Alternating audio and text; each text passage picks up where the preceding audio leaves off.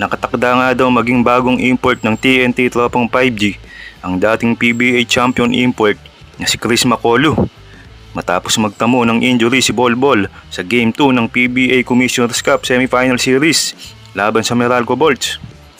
Dumating na nga sa bansa ang dating import ng SMB na si Chris Makolu at nanood ng laro ng TNT Meralco habang naghahanda sa kanyang pagbabalik sa PBA na pinalitan ang injury na import na si Bolbol na kinumpirma naman ni team manager Jojo Lastimosa.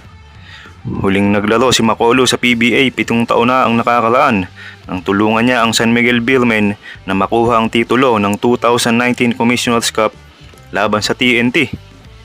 Nabigo ang TNT na masecure ang mga serbisyo ng kanilang mga unang pagpipilian sa pag-import na sina Marquis Chris at Darius Days, habang si Malik Diop ay hindi nakaayos dahil sa mga issue sa dokumento.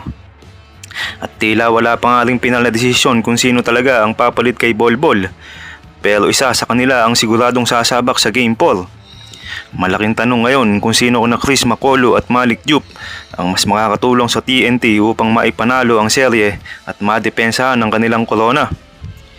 Parehong may kakayahan at kayang magbigay ng lakas at kupunan, kaya siguradong exciting ang magiging desisyon ng TNT management. Sumama na nga sina dating NBA player Chris Makolu at dating UAAP MVP Malik Diop sa TNT practice bago ang kanilang Game 4 semifinal matchup laban sa Meralco Bolt bukas. Gayunpaman, ayon kay head coach Chot Reyes, hindi pa niya mapagdesisyonan kung sino sa kanya ang itatap bilang kapalit ng import ng na-injury na si Bolbol, dahil sinusuri pa niya kung sinong manlalaro ang mas angkop sa sistema ng kupunan. At ayon din kay head coach Chot Reyes, hindi magiging mahirap para sa incoming import na si Chris Makolu na mag-adjust sa sistema ng Tropang 5G dahil simple at mabilis umano ang kanilang laro.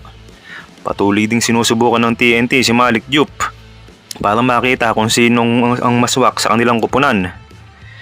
Pero kahit sa sideline nga daw dahil sa injury, tuloy pa rin ang suporta ni Ronde Hollis Jefferson sa TNT Tropang 5G, mula sa pag-alalay sa bench hanggang sa pagbibigay ng advice kay Bolbol. Mas naging malaking impact pa niya dahil siya rin ang naging tulay sa pagdating ng dating SMB import at ex-Brooklyn Nets na teammate na si Chris Makolu na papalit kay Bolbol. Pero ito nga ang pinagpipilian pa kung si Chris Makolu o Malik Diop ang gagamitin sa Game 4. Abangan natin.